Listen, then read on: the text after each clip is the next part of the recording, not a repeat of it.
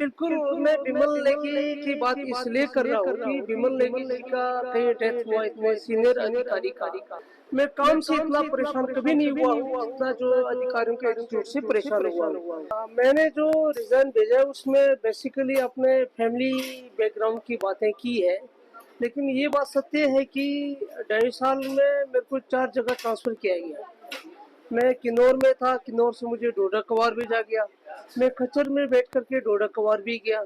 डोडा कवार से धर्मशाला आया, धर्मशाला से फिर मुझे बरमौर भेज रहे हैं। लेकिन इन सभी पोस्टिंग के लिए मैंने कहीं भी लॉबिंग नहीं की है, कहीं पॉलिटिक्स नहीं की है।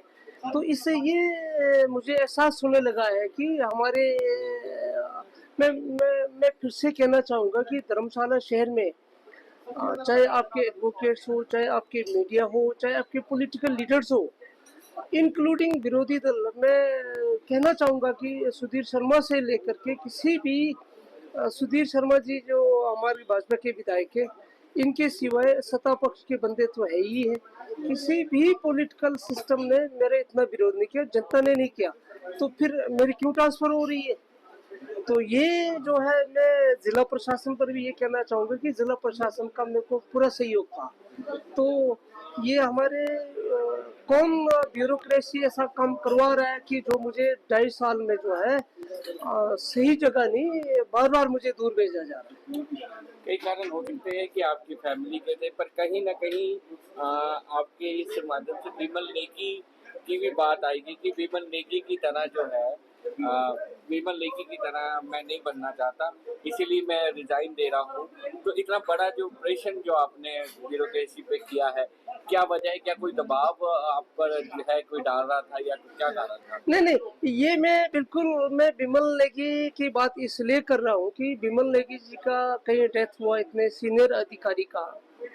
मैं भी तो जनजाति क्षेत्र से हूँ और मुझे 27 साल सरकारी सेक्टर में हो गया। मैं काम से इतना परेशान कभी नहीं हुआ हूँ जितना जो अधिकारियों के एटीट्यूड से परेशान हुआ हूँ। तो इसलिए मैं विमल नेगी की बात कर रहा हूँ। परंतु मैं एक बुद्धिस्ट हूँ, कंपैशनेट आदमी हूँ। मैं जानता हूँ कि जीवन का वैल्यू ज़्यादा है, नौकरी का वैल्यू ज़्यादा नहीं, पोस्ट का भी वैल्यू नहीं है। तो मैं विमल नेगी की बात इसलिए कर रहा हूँ कि मैं अगर दूसरे शब्दों में कहूँगा तो मैं वैसा रहूँगा, बट मैं जानता हूँ कि ज़िंदगी खूबसूरत है, बढ़िया है। तो आपके जो जनरल कैटेगरी के ऑफिसरान हैं, उनका कहीं ना कहीं जो SC ST OBC अधिकारियों पे दबाव रहता है, ये मैं दावे के साथ कहना चाहूँगा। तो कहीं ना कहीं आपका कहना है कि भेदभाव की परिस्थिति जो है इस ब्यूरोक्रेसी में चल रही है।